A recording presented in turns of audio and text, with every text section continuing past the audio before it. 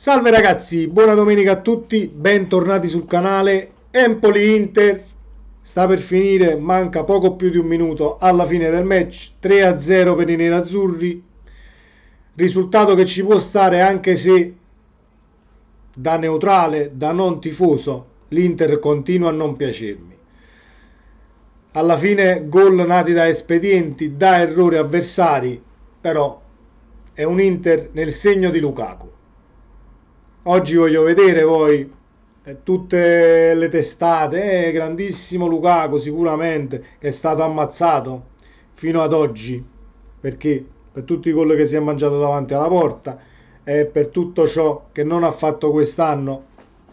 Ci stanno le critiche, però secondo me bisogna analizzare anche il calciatore dal punto di vista personale. Io, da non tifoso dell'Inter, forse con più lucidità posso dire che Lukaku è quel calciatore che soffre i dualismi, soffre il dover giocare una partita oggi e la prossima non la giochi, una panchina sì e una titolarità. Sono quei calciatori che hanno bisogno di stare in campo, al di là che pecchino poi la prestazione, al di là che poi una partita gli può andare storta, al di là di tutto, sono questo tipo di calciatori. Poi vogliamo fare un paragone per esempio con un calciatore del Napoli che è totalmente l'opposto, Simeone. Simeone invece è quel calciatore che fai panchina, non fai panchina, titolare, non titolare, quando entra l'occasione per buttarla dentro se la crea sempre, molte volte ci riesce, altre volte no, però sono quei calciatori che non soffrono il turnover, non soffrono il non giocare una partita e l'altra essere titolari. Però c'è da dire che dobbiamo fare anche, secondo me, un raffronto in questa partita dividendo il primo e il secondo tempo, perché il primo tempo l'Empoli è riuscita ad arginare l'Inter che ha creato anche relativamente poco, così come l'Empoli. Non è che l'Empoli abbia creato 50 occasioni da rete e abbia meritato la vittoria che poi non è arrivata. Però l'Empoli è sempre lo stesso. Nelle ultime uscite, chi guarda tante partite come me, secondo me ha visto che l'Empoli riesce a metterti in difficoltà a livello territoriale, ma gli manca l'ultimo passaggio. Poi, arrivati al 60°, se non sblocchi la partita e non vai sopra, cali fisicamente e affrontando squadre del genere, che sia un Inter, che sia un Milan, che sia una Juve, che sia un Napoli, squadre di alta classifica, comunque hanno quegli uomini in rosa per poter fare la giocata, andare sopra e mettere la partita su un binario decisamente positivo.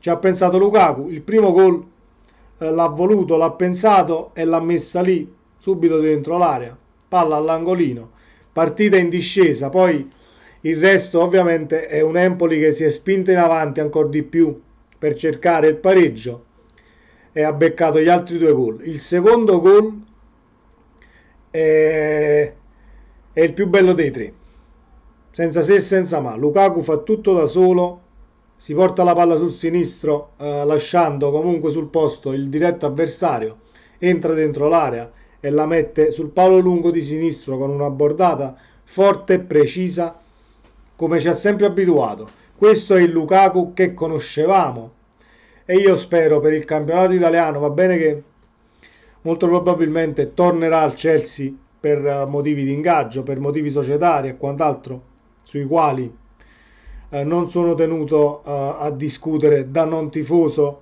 sono fatti della società Inter, poi vedere che fine farà Lukaku. Però io un attaccante del genere lo terrei sempre in rosa, anche perché visti gli attaccanti che hai, Correa, Dzeko, che comunque gli anni passano e non può sempre tirare avanti la baracca da solo. Sì, c'è Lautaro Martinez, però un calciatore come Lukaku farebbe comodo. Poi mi potete venire a dire sì, però se mi devo tenere il Lukaku che sbaglia gol davanti alla porta e che in tante partite non lo vedi, vi posso dar ragione. Però secondo me il motivo principale, l'ho detto prima, è il fatto che a livello caratteriale Lukaku soffre i dualismi e soffre lo stare in panchina oggi e giocare la prossima e poi un'altra panchina. Ovviamente non è una critica che sto facendo a Inzaghi per come sta gestendo Lukaku e quant'altro, è solo un dato di fatto che ci sono calciatori del genere che reagiscono così in determinate situazioni. E mi potete dire sicuramente che allora non è completo dal punto di vista totale dell'attaccante. Sì, è un attaccante che non è completo perché per me nel professionismo di Serie A devi accettare tranquillamente le panchine e devi farti trovare pronto anche quando entri per sbloccare partite, per buttare dentro la prima occasione che ti capita, perché sei un calciatore di tutto rispetto, sei una punta fisica e con una tecnica comunque da non sottovalutare, perché i gol che ha fatto oggi Lukaku, sia il primo che il secondo, a livello tecnico non sono per niente semplici.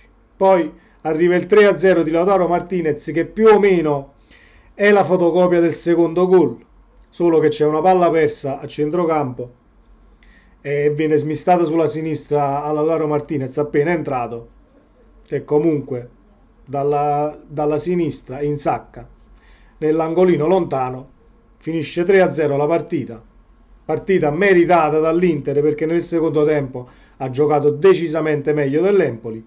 Io, guardando tante partite, sembrava la solita partita dell'Inter nella quale lo 0-0 del primo tempo poteva portare strascichi nel secondo, come è stato in alcune apparizioni, perché non sbloccando la partita nel primo tempo poi ti ritrovi a dover studiare quei 45 minuti per poter portarla a casa.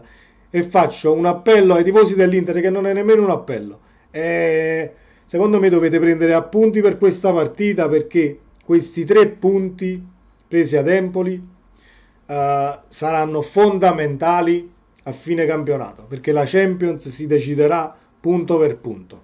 Vista la Lazio ieri, ci sono giornate dove vince quella davanti e quelle dietro arrancano, quelle dietro vincono e perde la seconda. Sta succedendo un po' di tutto in questa Serie A, soprattutto in questa lotta Champions. Comunque vedremo le altre partite di oggi, ragazzi. Restate sintonizzati se volete. Tutte le partite che riesco a guardare sarò sempre qui a dire la mia, a fare la mia analisi anche da non tifoso per altre squadre, perché sono un tifoso del Napoli. Vedremo come andranno le partite oggi. Ci vediamo nel prossimo video e buona domenica ancora. Ciao.